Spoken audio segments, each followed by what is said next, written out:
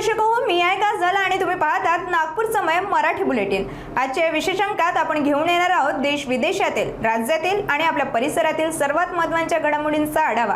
राजकारण, समाज, आरोग्य, संस्कृती, मनोरंजन आणि अनेक महत्त्वाच्या क्षेत्रातील ताज्या आणि ठळक बातम्या तुमच्या समोर मांडणार आहोत। तर मग वेळ न घालवता सुरू करूया आजच्या महत्त्वाच्या बातम्यांसोबत।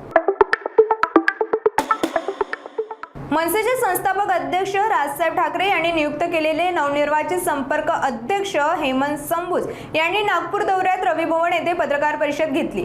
यावेळी त्यांनी पक्षाची संघटनात्मक रचना मजबूत करण्यावर भर दिला, तसेच नागपूर महानगरपालिकेवर प्रलंबित विकास कामांबाबत गंभीर आरोप केले।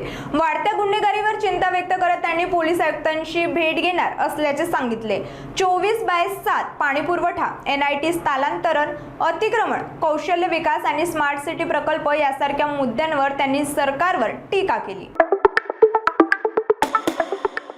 नागपूरमधून माणुसकीला काळीमा फासणारी घटना समोर आली आहे। मानसिकदृष्ट्या दिव्यांग 19 वर्षीय तरुणीवर तिच्या वडिलांनी आणि शेजाऱ्याने सामूहिक अत्याचार केल्याचा आरोप करण्यात आला आहे। मिळालेल्या माहितीनुसार आईच्या तक्रारीवरून वाठोडा पोलिसांनी दोन्ही आरोपींना अटक केली आहे। आरोप आहे की शेजारी तरुणीला शिवणी येथे घेऊन गेला, तर वडिलांनीही घरात तिच्यावर अत्याचार केला। पीडित तरुणीने आईला फोन करून संपूर्ण घटना सांगितल्यानंतर हा प्रकार उघडकीस आला। त्यानंतर वाठोडा पोलिसांनी गुन्हा दाखल करून पुढील तपास सुरू केला आहे। नागपूरमध्ये झटपट गोरेपणा देण्याच्या नावाखाली अवैध फेअरनेस क्रीम्समुळे गंभीर आरोग्याचा धोका समोर आला आहे। पाकिस्तानमधून येणाऱ्या संशयित उत्पादनांमध्ये मर्क्युरी प्रमाण जास्त असल्याचा संशय असून त्यामुळे महिलांमध्ये किडनीचे गंभीर आजार वाढताना दिसत आहेत। वैद्यकीय तपासणीत काही रुग्णांमध्ये नेफ्रोपॅथीसारखे विकार आढळले आहेत। या प्रकरणानंतर FDAने शहरात छापेमारी करून अनेक क्रीम्स जप्त केल्या असून तपास सुरू आहे। आरोग्य तज्ज्ञांनी अशा उत्पादनांपासून दूर राहण्याचे आवाहन शहरवासियांना केले आहे। रामटेक तालुक्यातील बोर्डा सराखा गावातील 36 वर्षीय युवक राजेश राघोजी शेरकुरे यांचा भंडारा जिल्ह्यातील तुमसर येथे संशयास्पद मृत्यू झालाय, ज्यामुळे परिसरात शोक व्यक्त केला जात आहे। मिळालेल्या माहितीनुसार राजेश 17 एप्रिल रोजी एका लग्न समारंभासाठी तुमसर येथे गेला होता। त्यानंतर दुसऱ्या दिवशी सकाळी घनकचरा संकलन केंद्राजवळील पाण्यात एक मृतदेह तरंगताना आढळून आला।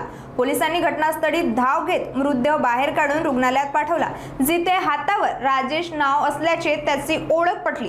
प्राथमिक अंदाजानुसार नशेच्या अवस्थेत पाण्यात पडल्याने किंवा उडी मारल्याने मृत्यू झाल्याची शक्यता व्यक्त केली जात आहे, मात्र नेमके कारण अद्याप स्पष्ट झालेले नाही। शवविच्छेदनानंतर मृतदेह कुटुंबाच्या ताब्यात देण्यात आला असून तुमसर पोलीस पुढील तपास करत आहेत। आजच्या नागपूर समय बुलेटिन मध्ये इतकंच। आम्ही तुमच्या समोर आणत राहू ताज्या, महत्त्वाच्या आणि ठळक घडामोडी। बातम्या आवडल्या असतील तर नक्कीच तुमच्या मित्रमंडळींसोबत शेअर करा आणि हो, पुढच्या अंकासाठी आमच्या सोबत राहा। त्यानंतर सुरक्षित राहा, जागरूक राहा आणि आपल्या नागपूरवर गर्व करा। मी आहे काजल आणि तुम्ही पाहत होतात नागपूर समय। धन्यवाद।